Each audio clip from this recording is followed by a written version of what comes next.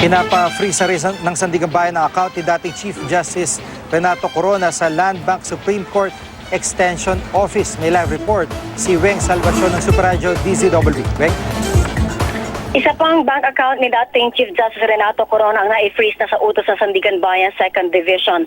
Sa report sa korte ni Alexander Valencia, ang sheriff ng 2nd Division, natuklasan daw ang account na ito ni Corona sa Land Bank Supreme Court Extension Office. At base sa sulat ni Attorney Rosemary Osoteo, Vice President ng Litigation Department ng Land Bank of the Philippines, nasa ilalim na umano nila sa garnishment ang account na ito ni Corona.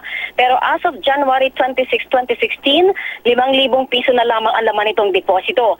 Malayong-malayo ang halaga nito na sa hinabol ng gobyerno kay Corona na 130.587 million pesos.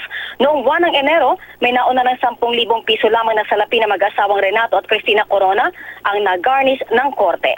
Jiggy? Maraming salamat, Weng Salvacion.